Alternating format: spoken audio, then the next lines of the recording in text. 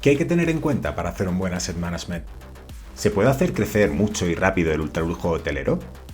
¿Qué TIR busca el capital mexicano en proyectos de lujo? En 2018, ¿por qué compraste el Hotel Villamagna por 210 millones de euros y le metiste 50 millones de CAPEX? ¿Por qué volviste a comprar el Villamagna y el Bless en 2022?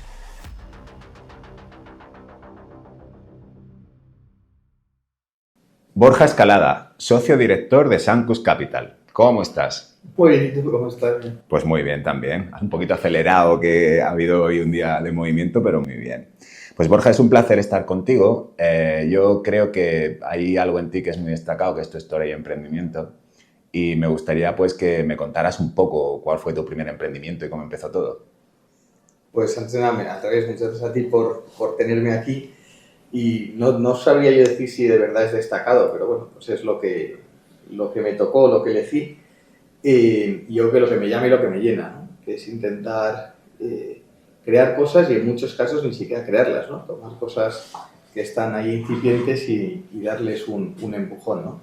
Si bien es algo que he hecho siempre y que desde muy al principio pues unos amigos me invitaron a un proyecto que tenían con un catering y luego yo creo que mi primer gran salto al emprendimiento pues viene con la empresa que creé en el sector de energías renovables que se llama Vector 4 y que entiendo fue digamos lo primero así más serio, más grande y con más impacto que hice, que fue una compañía de energías renovables intentando satisfacer, yo creo que una demanda que sentíamos que no estaba satisfecha, ¿no? En un momento donde las energías renovables estaban en un boom, no como decíamos coloquialmente, el que no tenía 100 megavatios era idiota, y empezaban a entrar ya grandes inversores financieros, o empezaban tímidamente, pero en realidad yo creo que todo el mundo estaba buscando el corto plazo y nosotros quisimos dar respuesta a largo plazo, ¿no? Cómo no solamente invertir en energía, sino también gestionarlo, ¿no? Al final todo el mundo está invirtiendo en un activo, descansando en algunos principios que a lo mejor podían no ser del todo exactos, ¿no? Sobre todo en cuanto a la relación con el operario mantenedor, en cuanto a las independencias, conflictos de interés, etcétera, y luego pues que al final no dejan de comprar, constituir estructuras en España que requerían una atención desde la más básica contable, fiscal, a legal, jurídica y por supuesto la parte técnica. Y bueno, al final creamos una compañía que trataba de dar respuesta al ciclo completo del activo. La compañía creció, fue bien y finalmente pues en el 2014 la acabamos vendiendo a un grupo italiano y cotizado que se llama Falck Renewables y la verdad es que fue una experiencia de muchos errores y por lo tanto muchos aprendizajes y de algún que otro acierto que nos ayudó, la verdad, y yo creo que fue un poco consolidar toda la trayectoria hasta entonces de pequeñas incursiones y sobre todo fue una manera de aprender qué queríamos hacer, o yo qué quería hacer especialmente a futuro, ¿no? Y cómo quería enfocar la manera de hacer cosas que a lo mejor posiblemente sin inventar la pólvora, pero sí haciéndolas de una manera distinta. En esta parte de Vector 4 hay una cosa que comentabas que es que hacíais gestión, había una parte que era gestión, había otra que era inversión. En esa parte de gestión entiendo que es algo parecido a un asset management y supongo que esto te puede haber ayudado también para la parte hotelera. Sin duda. De hecho es que cuando empezamos la parte hotelera la idea era replicar esa metodología de asset management que habíamos desarrollado en Vector 4, ¿no?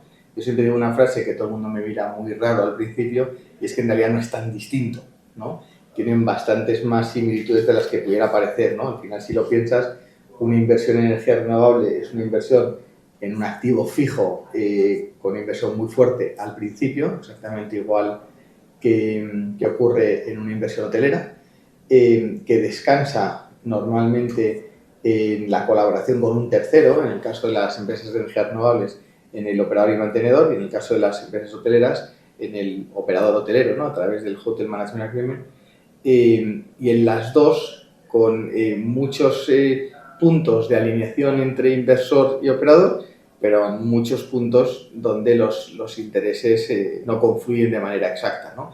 Y donde, por lo tanto, el Asset Manager tiene un papel fundamental y donde al final pues, es entender los 5, 6, 8 KPIs que lo cambian todo y ver cómo puedes incidir y cómo puedes ayudar y colaborar a este operador a mejorarlo, ¿no? Y esa fue un poco la metodología que aplicamos y luego he entendido también que la diversificación y el volumen pues crea valor en ambos casos. He visto por ahí que se vendió Vector 4 por 20 millones de euros. Era una empresa que estaba funcionando muy bien, en un mercado con una tendencia al alza. A mí me gustaría saber por qué decidiste venderlo. Pues porque entendí que mi ciclo se había acabado, ¿no? Porque yo creo que lo primero que tienes que hacer y que cuesta mucho es entender cuál es tu ciclo en las cosas, ¿no? Yo creo que soy bueno creando, construyendo y creciendo, y posiblemente cuando las cosas tienen ya una velocidad de crucero, están estabilizadas y el reto es otro distinto, pues posiblemente yo empiezo a aportar menos o quizás mi motivación pasa a ser distinta, ¿no? Entonces, y luego creo también que para las compañías es sano rotar y que venga una manera distinta de hacer las cosas, que venga savia nueva y que las enfoque de manera distinta, ¿no? Y siempre el que la ha creado y el que la ha crecido, pues al final tiene ciertos vicios o tiene ciertas manías adquiridas que posiblemente cuando viene alguien de fuera pues se reinventan muchas cosas y le pegan un empujón adicional y la llevan al siguiente nivel, ¿no? Y yo simplemente entendí que mi ciclo se había acabado, que necesitaba una motivación mayor y que quería empezar a crear otra cosa. Surgió la oportunidad, la verdad no buscada, y esto pasa siempre, ¿no? Cuando empiezas a buscar una oportunidad nunca sale la que quieres y cuando no la buscas sale la que quieres. Y así fue, encontramos una oportunidad para vender la compañía y que se integrase y que persistiese y seguro lo hiciese mejor que yo y parte de mi equipo, y la verdad es que bueno, pues ahí está Vector 4 haciéndolo muy bien. En la venta de Vector 4 tú tenías 35 años y en apenas 7 años habías montado una empresa que estaba en España, en Italia, en México, en Japón, en Canadá, en Puerto Rico, en Francia, en Chile y en Bulgaria. Hay algo que me gustaría preguntarte y es, retomando un poquito esta parte que tiene mucha relación con el emprendimiento, ¿cómo de importante para ti es la escalabilidad, crecer de una forma rápida? Pues es que no sé cómo de importante es, pero yo no sé hacerlo de otra manera, para serte honesto. Y por eso digo que cada vez las compañías necesitan un gestor distinto. Yo lo que sé hacer o lo que me gusta hacer es crecer las compañías y crecerlas muy rápido, ¿no? Así pasó en RLH, así pasó en Vector 4, así está pasando en Sangus. La idea es tratar de aprovechar el momento de las compañías, tratar de aprovechar el momento de los equipos y sobre todo porque creo que el crecimiento te obliga a estar todo el día repensando, a estar todo el día viendo cómo mejorar las cosas. Si no, llega un momento en que te empiezas a acomodar, ¿no? Al final crecer requiere convencer a mucha gente, pues cuando eres un prestador de servicios como Vector 4, te requiere convencer a clientes y convencer a clientes requiere estar siempre, pues tratar de estar muy al día, pero sobre todo ofrecer cosas nuevas para seguir creciendo, y eso te obliga a estar en un estado de alerta y de innovación probablemente muy distinto, ¿no? Y del mismo modo, cuando eres un inversor y estás creciendo, pues requiere convencer al banco, al comprador, al vendedor, a ti mismo, a tus inversores, y eso pues también te obliga a estar en un estado distinto. Supongo que cuando ya alcanzas un determinado volumen empiezas como a bajar un poco esas revoluciones y eso también intrínsecamente baja un poco la revolución de todo, ¿no? Y la compañía entra en una fase que es también muy bonita, que es una fase mucho más de estabilidad, donde se trata de terminar de consolidar y ir creciendo a otro ritmo. Y yo posiblemente con eso pues no lo sé hacer, porque soy un acelerado absoluto y porque soy un inquieto, pues creo que ahí aporto mucho menos y entonces pues tiene alguien que aporte más que yo. Bueno, es importante también saber dónde es bueno uno y dónde hay otros que son mejores. Claro, sobre todo digo que lo que es importante es saber que al final la compañía, da igual si la creas tú, da igual si la has crecido tú, da igual, al final tiene vida propia, ¿no? Yo siempre digo que las compañías son como los hijos, ¿sabes? Tú tienes que darle todas las herramientas posibles, todo el cariño, la formación, los valores, para que ellos vuelen, pero van a volar y tienen que volar solos y tiene que venir gente que los acabe ayudando a crecer y a desarrollarse y a complementarse además de sus padres y sus hermanos, ¿no? Abrirse al mundo, pues a las compañías les pasa lo mismo, ¿no? Tienes que estar listo para que vuelen solas, claro que tienes un apego emocional a ellas, claro que les has dedicado muchísimo tiempo, muchísimo esfuerzo y siempre muchísimo cariño, pero al final pues tienes que entender que tienen su vida y que tiene que venir gente nueva a su vida que las haga mejores y que las complemente, ¿no? Tras la venta de Vector 4, en 2015 montas Balan, ¿no? Coges una posición, digamos, más fuerte también como inversor. Es en Balan donde realmente surge la oportunidad de entrar en hoteles. Sí, o sea, efectivamente nosotros veníamos de ser un prestador de servicios que asesoraba y que acompañaba a nuestros inversores invirtiendo en energías renovables y en algunas otras cosas. Y cuando vendemos la compañía de prestación de servicios, pues lo queremos cambiar un ciclo, porque para hacer lo mismo que ya hacíamos, pues nos hemos quedado con la compañía que ya funcionaba muy bien y era mucho más cómoda de llevar, ¿no? Y si vas a partir de la casilla de salida, pues que sea algo que te aporte. Y efectivamente en Balam teníamos unos socios que habían iniciado, la verdad es que de una manera muy inteligente, una inclusión en los hoteles con la adquisición del Four Seasons de la Ciudad de México y me invitaron a formar parte de ese proyecto y bueno, pues juntos la verdad es que creo que lo llevamos a un muy buen nivel. A buen nivel, aquí empieza todo con el Four Seasons Ciudad de México, que era esta propiedad de tus socios. Antes comentabas que lo que habías aprendido de Asset Management, entiendo que fue lo que aplicaste aquí. Y a mí me gustaría preguntarte, ¿qué hay que tener en cuenta para hacer un buen Asset Management? Pues yo creo que lo más importante es entender qué es lo que mueve y qué es lo que no mueve la aguja, ¿no? Y sobre todo, no perder la esencia de lo que quieres ser, ¿no? Al final, obviamente, todos como inversores pues estamos buscando que el proyecto sea lo más rentable posible, pero creo que hay que hacerlo sin perder la esencia de lo que es, ¿no? Pues el Four Seasons de la Ciudad de México tiene una esencia concreta y no puedes renunciar a ello a cambio de otra cosa. Entonces se trata, ¿no? Como un profesor de la universidad que decía que la economía era sacar lo mejor de los recursos disponibles, ¿no? Pues la semana es exactamente lo mismo, sacar lo mejor del activo que tienes sin perder lo que tienes, ¿no? Y eso es elegir y entender cuáles son las clavijas que si moldeas de alguna manera hacen la diferencia, ¿no? Y como no es como un mecánico cuando toca un motor, media vuelta de algo lo cambia, pues esto es exactamente igual, ¿no? Intentar buscar cómo hacer que como una orquesta funcione de la manera más fina posible y toquen de la manera más que mejor suene con lo que tienes, ¿no? Y cambiando lo que sea necesario, pero de verdad sin renunciar a lo que eres, ¿no? Y eso es exactamente lo que tratamos de hacer. El vehículo con el que empezasteis esta aventura hotelera era RLH y hubo, y ahora comentaremos, pues hay más proyectos que han surgido a posteriori a nivel de hotelería de ultralujo. Antes hablabas un poquito de la importancia de hacer crecer rápido las cosas. ¿El ultralujo trabaja sobre las mismas dinámicas? ¿Se puede hacer crecer mucho y rápido el ultralujo hotelero? Pues esa es una buenísima pregunta y entiendo que eso depende del player, ¿no? Efectivamente, un operador de ultralujo siento que sí puede crecer rápido, lo que pasa es que su crecimiento rápido posiblemente es un crecimiento no de volumen, ¿no? Es un crecimiento de experiencia, pero cuando digo crecer ni siquiera me refiero a tu volumen de negocio, a tu profit, a tu resultado, me refiero a crecer lo que eres, ¿no? Es decir, a crecer es desde tener una idea hasta que la idea simplemente en tu primer hotel, eso es un crecimiento exponencial. Entonces, eso le aplica a todos y posiblemente en el caso del lujo, donde estás yendo a algo mucho más complejo, que es ofrecer experiencias y sobre todo generar memorias a la gente, pues eso requiere de un crecimiento distinto, ¿no?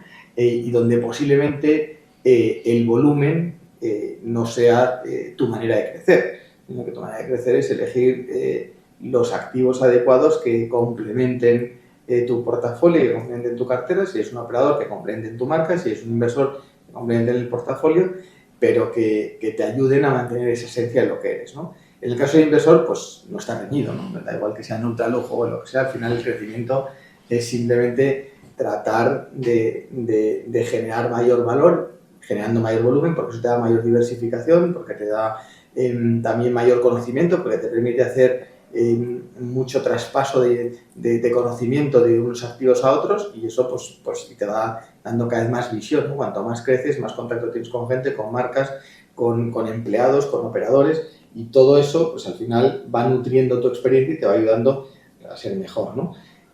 Y el crecimiento pues viene simplemente de las ganas de seguir creando y seguir replicando lo que has aprendido, lo que has podido mejorar. Muy bien. Permíteme que tengo aquí apuntado un poquito lo que es el track record de inversión de RLH en estos primeros años. En 2016 se compra parte del complejo Mayakoba, con 4 hoteles que hoy son Rosewood, son Fairmont y otros. En 2018 se compra el Villamagna de Madrid, en lo que fue la internacionalización del fondo. Este hotel se compró por 200 millones de euros, era 1,4 millones de euros la habitación y se le meten 50 millones de capes. Evidentemente estos son datos que son los públicos, yo no sé si son exactamente los correctos, ¿no? En esta compra, sabes que se habló mucho de que aquello era casi que una locura. ¿Qué viste? Sobre todo me mira más raro porque ya fueron 210. Es cierto que la renovación fueron sustancialmente menos de 50 millones, pero en números efectivamente fue una inversión muy importante y efectivamente yo eso lo recuerdo siempre. A mí, por supuesto, no solamente en el sector, sino también pues, en medios, la gente decía que estábamos sobrepagando, ¿no? Y yo no digo que no sea verdad, yo siempre le digo lo mismo a mis inversores, a mis accionistas y a mis socios, y es que yo no digo que nosotros no podamos un día encontrar una oportunidad de comprar un activo barato y venderlo caro. No somos lo suficientemente inteligentes como para hacerlo siempre o como para basar nuestro modelo de negocio en eso. Nosotros creemos que somos buenos identificando valor, poniéndole muchísimas horas de trabajo en mejorarlo y en crearle valor vía la mejora del activo, comprándolo a un justo precio y vendiendo a un justo precio. Y tengo que decirte que el precio que pagamos a mí me parecía que en aquel entonces era un precio razonable, teniendo en cuenta la proyección y lo que ofrecía el hotel, ¿no? Hoy, desde luego, sería una ganga, ¿no? Si tú miras las transacciones que hay en el mercado, pagar 1,4 millones la llave por el Villamagna. Yo recuerdo que le decía siempre a la gente, aparte del Villamagna, estamos comprando un edificio impresionante en Castellana, esquina Ortega y Gasset, ¿no? No hay, creo que, una esquina mejor en Madrid. Y luego, además, que estamos comprando un activo que tiene muchísimo potencial. Yo vi que Madrid, nuestra tesis era muy sencilla, nuestra tesis era el Villamagna, que entonces era probablemente el mejor hotel de Madrid y no era un buen hotel. Y Madrid merecía tener un muy buen hotel. Y además Madrid merecía mucho más de lo que tenía. Yo recuerdo que en aquella época fui a hablar con José Luis Martínez Almeida, el alcalde de Madrid, y con su equipo, con Almudena, responsable de turismo, y yo les decía, queremos aportar nuestro pequeñísimo granito de arena a que Madrid sea, desde el punto de vista hotelero, una ciudad que se posicione donde tiene que estar. Discúlpame que te interrumpa, Borja, año 2018, sobre todo por ubicarnos, año ¿verdad? 2018. Eso es. Entonces, ahí, yo lo que decía es, si tú miras Madrid, claro, ¿no? En toda mi vida esta de Vector 4, etc., yo me he pasado la vida viajando todo el día, ¿no? Y yo veía Madrid comparado con el resto, con Milán, con Roma, con París, con Londres, obviamente con Asia, con el continente americano, y decía, Madrid merece mucho más, y sobre todo Madrid va a llegar ahí, sin ningún lugar a dudas. Y eso se va a traducir y ya empezaba a pasar, ¿no? Empezaba a haber muchos mejores restaurantes, empezaba a haber restaurantes con no solamente atención a la cocina, sino también atención a la decoración, y eso iba a llegar a la hotelería. Y además ya estaban llegando, ¿no? Ya el Four Seasons se estaba empezando a construir, ya estaba OHL trabajando en ese proyecto, y entonces estábamos convencidos que había un cambio de paradigma total donde la tarifa, el ADR de Madrid, iba a cambiar sustancialmente. Y luego, desde el punto de vista del activo en sí mismo, pues un activo espectacular, de hace muchos años, de 1972, pero que tenía sus mejores atributos, en nuestra humilde opinión, sin explotar, ¿no? Yo recuerdo que le decía al equipo, a ver, es un edificio que no era nada bonito, pero que tiene un emplazamiento espectacular, donde un porcentaje importantísimo de sus huéspedes vienen del continente americano, donde los que hemos vivido o vivimos allí sabemos que venir a Madrid y pasear es probablemente una de las mayores maravillas que tiene esta ciudad. Y sin embargo tenemos el hotel mejor ubicado, con la entrada peatonal más hostil de toda la ciudad. Tenemos que darle la importancia al peatón que tiene. Estamos en un enclave que la verdad es que el ayuntamiento se ocupó de que fuese espectacular, que es el Paseo de la Castellana, verde, un paseo increíble, y nosotros tenemos que aprovechar ese jardín que nos están regalando e incorporarlo al hotel y hacer que nuestro hotel se difumine dentro de la Castellana y conectarlo con el patio atrás y meterle también más verde. Tenemos un lobby espectacular que está totalmente infrautilizado porque bueno, pues sentarte en aquel lobby a cenar era como sentarte en la Plaza Mayor, ¿no? Con una silla y un plato. Había muchísimas posibilidades, muchísimas oportunidades que tanto el destino como el activo ofrecían que nadie ofrecía. Y bueno, por suerte pues no nos hemos equivocado en esta, otras seguro que sí y otras vendrán que también nos equivocaremos, pero te voy a decir que hoy, si miro para atrás, compramos a un precio justo, y que hoy se ha demostrado que es muy rentable, vamos. Y si pensamos en España, ¿hay alguna otra ciudad que veas que entiendo que no esté a ese nivel hoy por hoy, pero que tiene un potencial que realmente lo puede posicionar ahí? O sea, yo creo que hay muchísimas ciudades, ¿no? Y creo que en algunas, pues a veces nos equivocamos los empresarios, en otras se equivocan los políticos, en otras se equivocan, pero o sea, Barcelona ha gozado siempre de un esplendor espectacular y yo creo que lo va a recuperar algún día, pero Barcelona es una ciudad espectacular, con mar, con montaña, con una planeación urbanística impresionante, pero que por desgracia, por muchas circunstancias, hoy pues está perdiendo un poco de ese empuje, ¿no? Y ahí pues también Madrid lo ha aprovechado. Málaga es una ciudad que obviamente también está booming. En general, toda la Costa del Sol yo creo que se va a ir desarrollando y va a ir extendiendo a Marbella, que es el destino, ¿no? Las Baleares, yo creo que tienen un potencial. Las Baleares es un tesoro de España. Lo que pasa es que, como todas, pues requieren, ¿no? de como siempre, el huevo y la gallina, ¿no? Requieren de conectividad aérea, requieren de infraestructura, requieren de facilidad para acceso y luego pues que se invierta se invierta también desde el sector privado pues en oferta, ¿no? Porque al final la gente viene y quiere muchas cosas, ¿no? No basta solo con tener un buen hotel o un buen restaurante, ¿no? La gente cada vez quiere todo, ¿no? Quiere experiencias, quiere restauración, quiere pasear, quiere naturaleza, quiere sociedad, quiere integrarse en la propia sociedad local, quiere vivir una experiencia lo más auténtica posible y al mismo tiempo pues tener tener oferta suficiente de todo, ¿no? Entonces, claro, un destino pues requiere eso, ¿no? Requiere tocar muchas clavijas, pero creo que Madrid, el norte de España, es espectacular, o sea, es una maravilla. Al final, es que si lo piensas, España, yo lo digo mucho en México, España, que es un país relativamente pequeño y sobre todo muy accesible, ¿no? Desde Madrid, concretamente, a 600 kilómetros prácticamente llegas a cualquier punto de España, que son, encima con las carreteras que tenemos, 5 horas de coche, llegas a sitios impresionantes. Hasta aquí la primera parte del episodio. En la segunda parte, CAPEX, Asset Management y marca desde la óptica del inversor, la competencia y el vínculo emocional del cliente en el segmento del ultralujo, la creación de valor y Ciudad Mayacoba como proyecto vital. Oye, y volviendo a lo que hablábamos antes del capital mexicano, en estos proyectos, vamos a decir, de lujo, ¿qué TIR es la que suele buscar este inversor? Pues una buenísima pregunta y tan buena como difícil de contestar.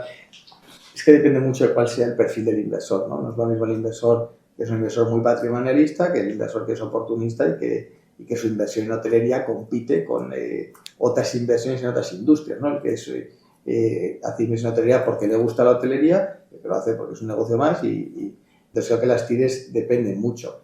Y luego depende mucho del momento y de dónde estés invirtiendo, de cómo sea la situación económica del mundo, ¿no? Pues ahora que están bajando los tipos, pues las TIRs se van a volver a relajar un poco y a contraer, sobre todo porque al final es todo coste de oportunidad, ¿no? Si pongo el dinero aquí, ¿dónde dejo de ponerlo y qué me compensa? Lo que es que yo siempre creo siempre he defendido que en el sector del lujo y el ultralujo la TIR tiene que ser menor, porque al final es una matriz muy sencilla que es retorno-riesgo, ¿no?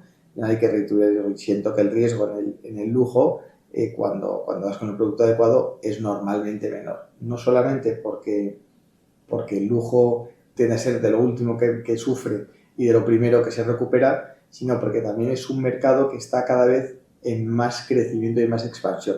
No solamente porque cada vez haya más dinero, o no solamente porque cada vez haya más gente con poder adquisitivo que se lo pueda permitir, ¿no? Al final el dinero es como la energía, ni se crea ni se destruye, solamente cambia de manos, ¿no? Sino sobre todo porque el lujo bien entendido no es el lujo de antes, de un lujo ostentoso, un lujo caro. El lujo bien entendido son experiencias, son recuerdos, son vivencias, que eso requiere necesariamente más medios y por lo tanto es más caro, o cuesta más dinero, más que ser más caro. Pero eso hace que llegues a mucho más público, que no sea solamente el público que tiene un poder adquisitivo muy alto, sino que quiere vivir esas experiencias, ¿no? Y mucho más las nuevas generaciones que han cambiado el tener por el vivir, ¿no? Vamos, yo recuerdo que al menos cuando era joven, pues hasta que no te habías casado, tenías casi casa propia, coche, no se te pudiera ir a las Maldivas.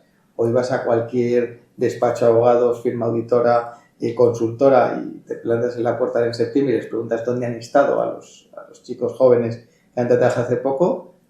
Vamos, el que no se ha ido a Maldivas es porque bueno, porque está en Australia, ¿no? Entonces, y está bien, o sea, esto ha cambiado el que al final, y yo siento que eso de la pandemia también lo ha trasladado a generaciones anteriores, a generaciones más tradicionales, ¿no? Donde todos nos dimos cuenta que la vida es efímera, que al final los recuerdos nutren y generan mucha más serotonina que los activos físicos, aunque es verdad que los activos físicos la siguen generando, porque cuando lo ves, ¿no? El que le gusta los coches, se sube en un coche, lo disfruta, y en ese momento está generando un momento de felicidad que le ayuda en su día. Pues eso, las experiencias y los recuerdos es lo que más quedan, ¿no? Y sobre todo cuando alguien falta, lo que más te queda es precisamente los recuerdos de las experiencias vividas con él, ¿no? O con ella.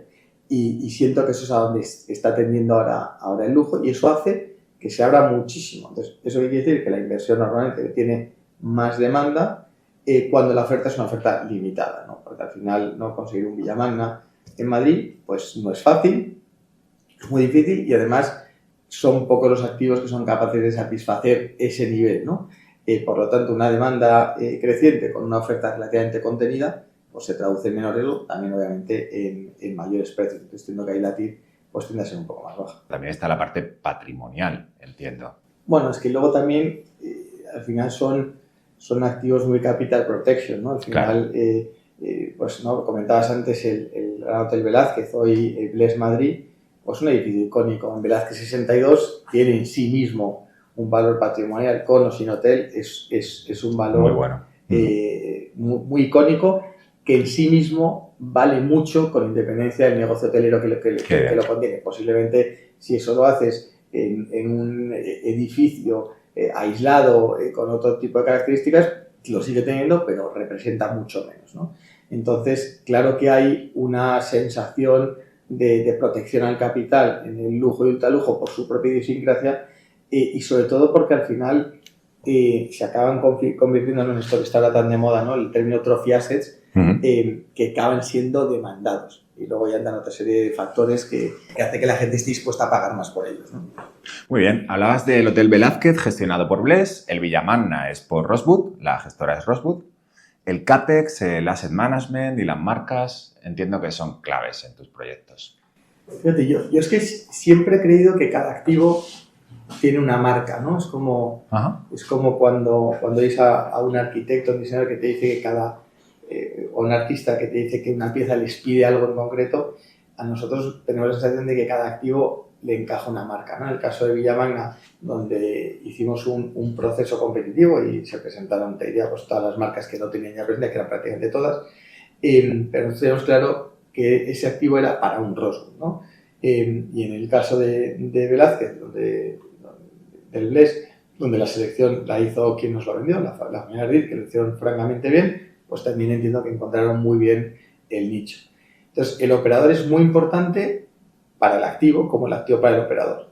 Y luego el CAPEX, o la inversión de activos, es fundamental, sobre todo para que todo eso conjugue. Activo más operador, más el producto que estás ofreciendo, ¿no? Más la experiencia. Y todo eso pues tiene que confluir de una manera que sea armónica, ¿no? No puedes tener un activo que no se corresponda con el operador, y ni puedes tener una decoración o una oferta del activo que no se corresponda ni con el activo ni con el operador, ¿no? Entonces te decía, no, pues el Villamagna tiene unos jardines espectaculares que había que darles la importancia que tenían, pues eso requiere cierto CAPEX, ¿no? Luego está el Asset Management, que tengo la sensación que es lo que a ti te tira... Y el Asset Management, como te decía, yo creo que es, como digo de mi equipo, es todas las mañanas tenemos que levantar preguntándonos por qué hacemos cada cosa que hacemos, ¿no? Y yo digo que siempre, la única respuesta que no es válida es porque siempre se ha hecho así. Todas las demás valen. Vale, Esa es la menos única esa. la única que no vale es, aquí nos planteamos todos los días por qué hacemos esto y qué podemos cambiar y qué podemos mejorar. Y sobre todo, cómo podemos exceder las expectativas de la gente que viene al hotel, de nuestros huéspedes, y cómo podemos crearles memorias, ¿no? Al final, la verdad es que yo creo que los que nos dedicamos a la hotelería y en general al turismo, tenemos la inmensa suerte de ser parte de la felicidad de la gente, ¿no? Y eso es lo que hay que darles. La gente, oye, viene a un hotel, ya sea de trabajo, o ya sea de vacaciones, ya tiene bastantes problemas en su vida como para que esto no sea una burbuja de aire, ¿no? Y eso es darle exactamente lo que quiere. Y eso es una gran parte del Asset Management, ¿no?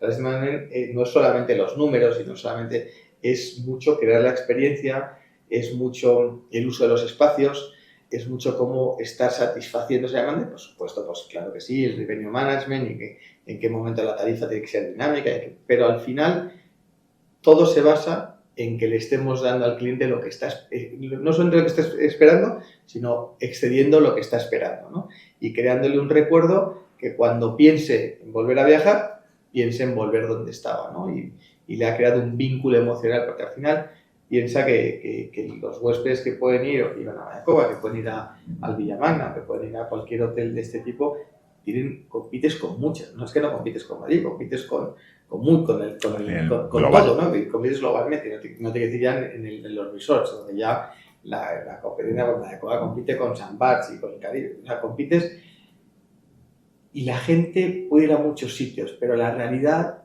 es que van a ir donde se sientan a gusto, ¿no?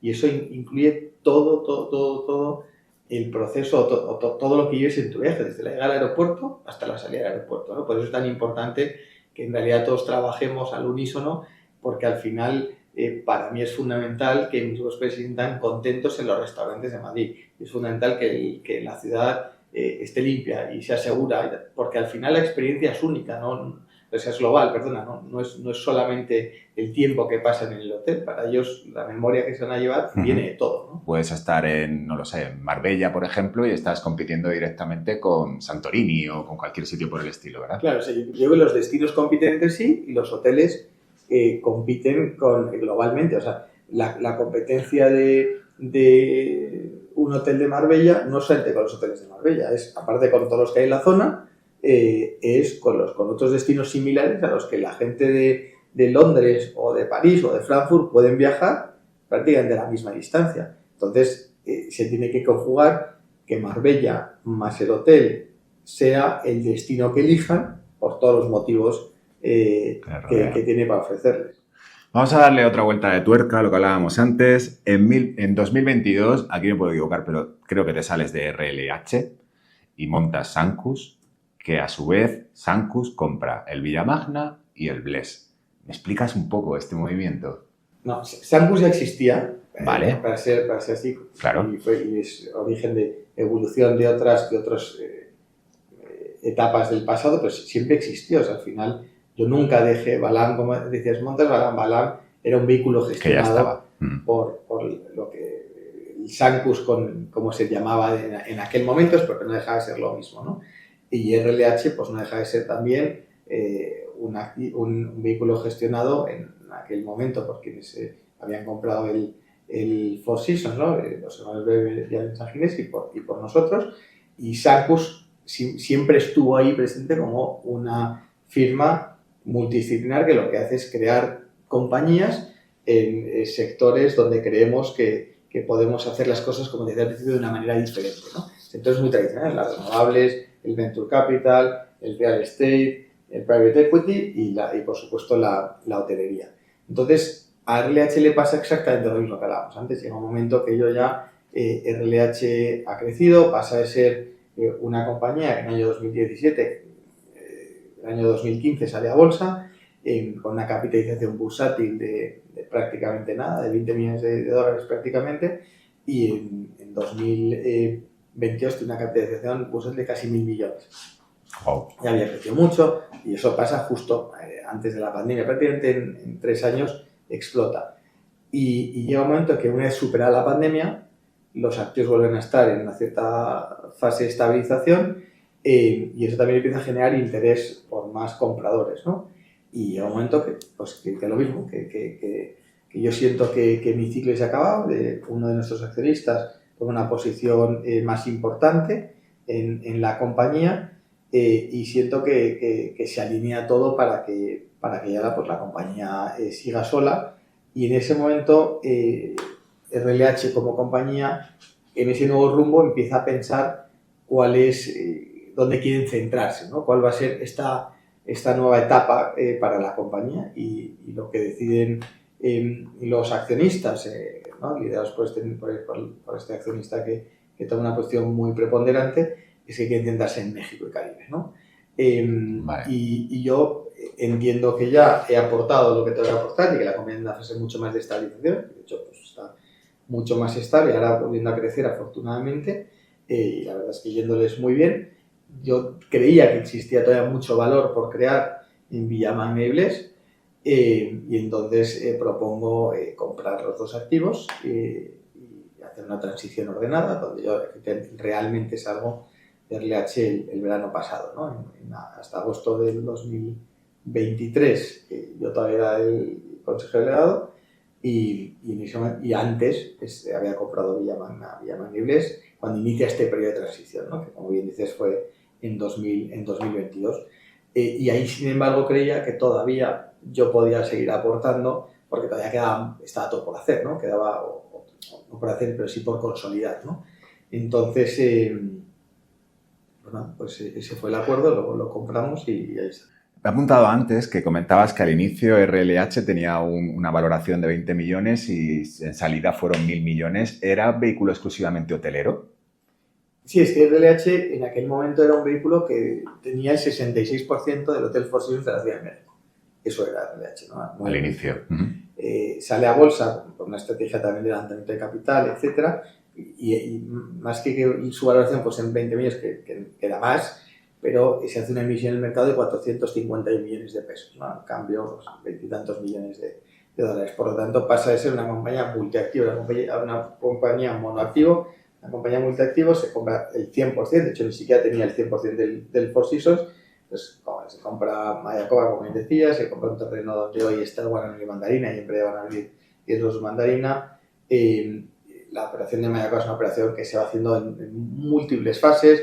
Primero se compra el 51%, luego sube el 80% en los activos más estabilizados, que eran Fairmont y Rosewood. Luego se acaba comprando el 100% de todos los activos y en la parte de Branded Residences, y por supuesto el campo de golf.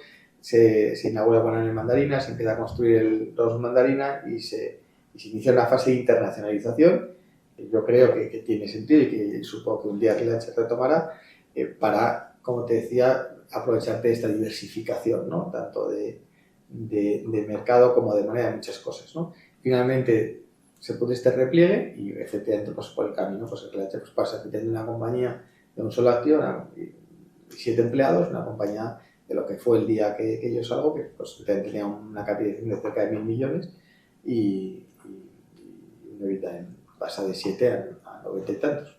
Y además estás confirmando un poquito lo que decías al principio, que este crecimiento no es tanto en volumen de unidades, sino en el valor y en la fuerza que va cogiendo cada uno de los proyectos. Claro, o sea, al final si tú empiezas a ver activo a activo, pues primero se compran activos, por supuesto, porque pasa de tener solamente el Four Seasons a tener en México pues 7 activos, ¿no? Los 4 de Mayacoba, el Four Seasons y los 2 de Mandarina, más el campo de golf, por lo tanto 8 activos en total, porque es que el Guanamili todavía no estaba, el Rosewood Mandarina no estaba abierto, ¿no?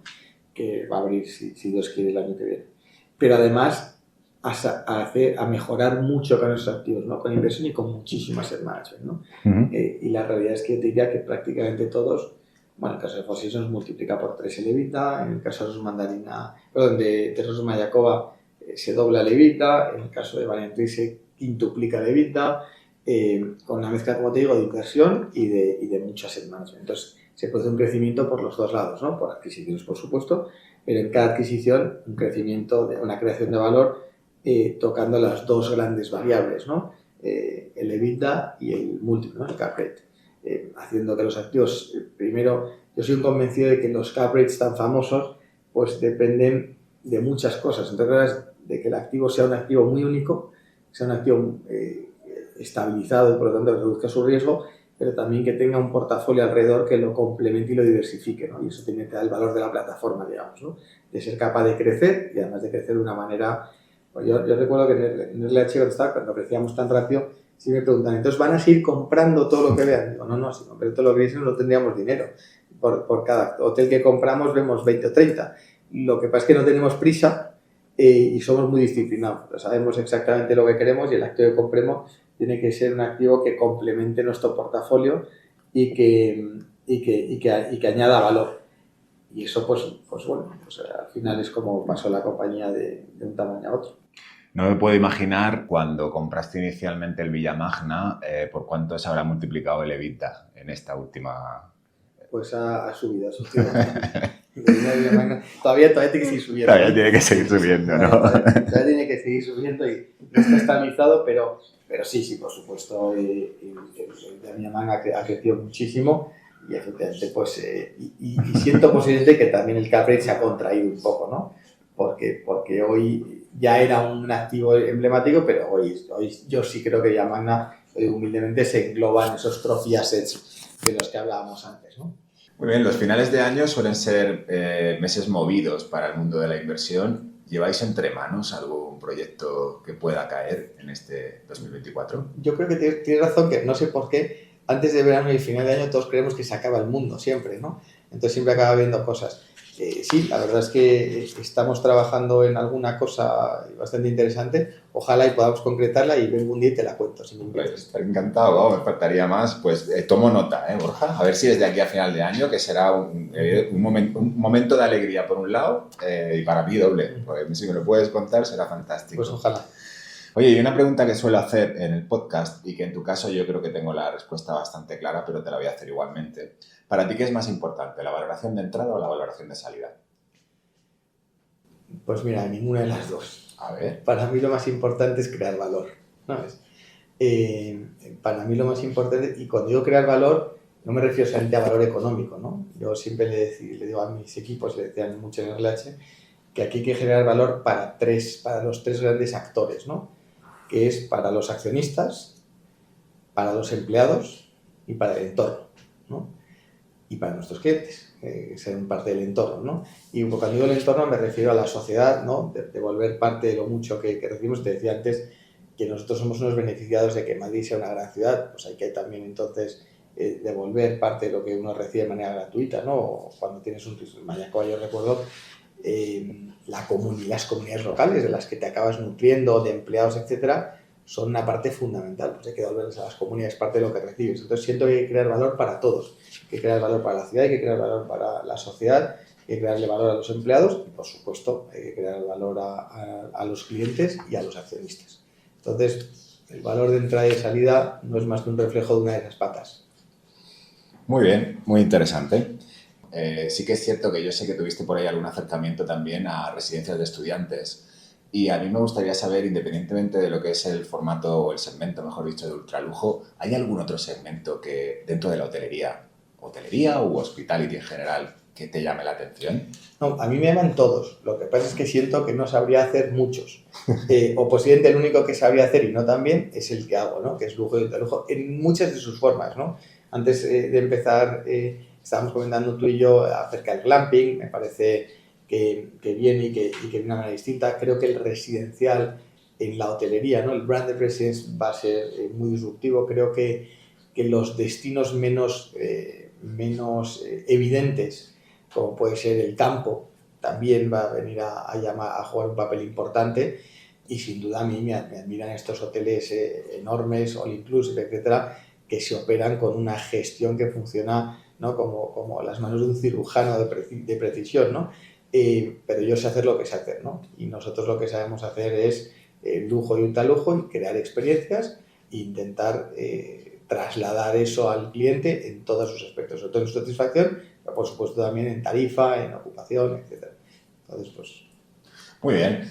Voy a coger algo que comentabas hace apenas 3 minutos, que decías crear valor para los empleados y también para las comunidades. Hay un proyecto que me llama muchísimo la atención, que creo que forma parte de tu día a día en la actualidad, que es el proyecto Mayacoba. A mí me gustaría que me contaras en qué consiste este proyecto y qué componente en cuanto a generación de impacto tiene. Yamayakos, efectivamente, es un negocio residencial, un proyecto de la primera ciudad integralmente planeada de México, casi te diría de Latinoamérica, que es un proyecto, por supuesto, de inversión con sus inversores y sus accionistas, pero casi vital, ¿no? Al final, 22.000 unidades residenciales, 200.000 metros cuadrados de zonas comerciales, Es una ciudad. 2 colegios, una universidad, si Dios quiere, centros hospitalarios, etcétera, ¿no? ¿A Pero nivel de población? pues debería acabar teniendo cerca de 80.000 o 90.000 personas, ¿no? Y que viene a responder, yo creo que es un buen ejemplo de respuesta a todo eso, ¿no? Ubicada estratégicamente en Playa del Carmen, equidistante con los principales destinos, y crear una comunidad o un sitio donde vivir que en muchas cosas para nosotros como europeos nos resultan evidentes, pero que en México pues tiene un gran valor, ¿no? O sea, acabamos de abrir, por ejemplo, el colegio y la experiencia de nuestros residentes, de un niño cogiendo su bicicleta y yendo por un carril bici al colegio sin tener que preocuparse de un problema de seguridad vial ni un problema de seguridad física, pues es algo que te cambia la manera de vivir, ¿no? Y eso es exactamente lo que queremos ofrecer en Ciudad Mayacoa, vivir de una manera distinta. Es ofrecer una nueva propuesta de ciudad, ¿no? Es una manera sobre todo de también agradecer a la comunidad y darles una vivienda que sea en muchos casos accesible. Por supuesto, no deja de ser algo que tiene que ser rentable, pero siento que a veces hay que renunciar al último punto antes de latir, al último punto de latir, por hacer las cosas bien y por ganar algo que da muchísimos más puntos de otro tipo de tires. Y tengo que decirte que eso es algo que sí me gusta admitir a nuestros accionistas y a nuestros inversionistas, y siempre ha sido extremadamente acogido. Da igual el tipo de accionista, todos acaban entendiendo que efectivamente parte, pero y te diría que ni siquiera es altruista. O sea, en realidad, todos nosotros, latir no es más que la retribución al capital. Pues hay otro tipo de capital que también tiene que ser retribuido, ¿no? Te decía antes, oye, tú, cuando yo estaba en RLH y teníamos Mayacoba, yo al equipo le decía lo mismo. Estos hoteles son lo que son gracias a las playas, gracias a la vegetación, gracias al manglar, algo que nosotros no tenemos ningún mérito y que nos beneficiamos de ello por la naturaleza. Y son lo que son gracias a los empleados que tenemos y a las comunidades que en México, si hay algo que se hacer es recibir. Pues tenemos que dar algo de vuelta, igual que le retribuimos a nuestro accionista por el dinero que nos aporta para poder invertir, que tenemos que retribuir, pues tenemos que conservar este paraíso y tenemos que retribuir a la comunidad pues ayudándolas, tratando de mejorar y en nuestro caso, pues de hecho creamos una fundación que se llama Sancus Foundation, que se dedica precisamente a eso, ¿no? A devolver parte de lo que, a retribuir ese capital intangible que recibimos, en nuestro caso fundamentalmente vía educación, que entendemos que es la mejor manera de volver a las comunidades, apostando por el futuro de los que van a ser los nuevos líderes de esas mismas comunidades. Entonces, tú como inversor entiendes que hay unos KPIs económicos, que evidentemente esto es indiscutible, pero hay otros KPIs que no solamente circulan con variables económicas. Pero por descontado. Muy Del bien. mismo modo que a un empleado le retribuyes de muchas maneras distintas, además del salario, ¿no? Y ahora muchas días que están tan en boga, conciliación, etcétera, etcétera, pero también con carrera profesional, con darle oportunidades, pues al resto pues exactamente igual. Pues Borja, creo que tienes una historia de emprendimiento muy destacable, tienes una forma de entender el mundo de la inversión y de la empresa pues muy personal, pero sí que me gustaría preguntarte qué hay en ti que realmente te ha hecho llegar donde estás hoy. Pues mira, yo creo que lo más importante es que me ilusiono, para lo bueno y para lo malo también, me ilusiono mucho con las cosas, ¿no? Y les pongo mucho corazón, y eso pues también es bueno y malo, porque también descompensa otras muchas cosas, pero le pongo mucha ilusión, dejo una parte de mí, o intento dejar una parte de mí en cada cosa que hago, ¿no? Y luego la verdad es que yo la única habilidad que tengo es que siempre acabo rodeándome de gente más inteligente que yo, que me ayuda a hacerlo bien. Borja, ha sido un auténtico placer, te agradezco muchísimo tu tiempo, me ha encantado escucharte y entender cómo ves los negocios y cómo los entiendes, aparte de tu trayectoria, y te agradezco mucho tu tiempo. Todo lo contrario, gracias a ti por invitarme y espero poder venir a contarte algo. Eso lo hacemos, eso está hecho, ¿eh? A ver si de aquí a final de año hacemos un segundo podcast. Muchas gracias, Borja. A ti.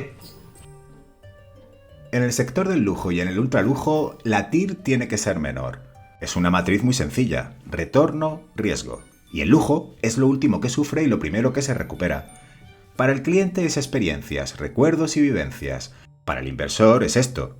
Pero también es Capital Protection y Asset Trophic.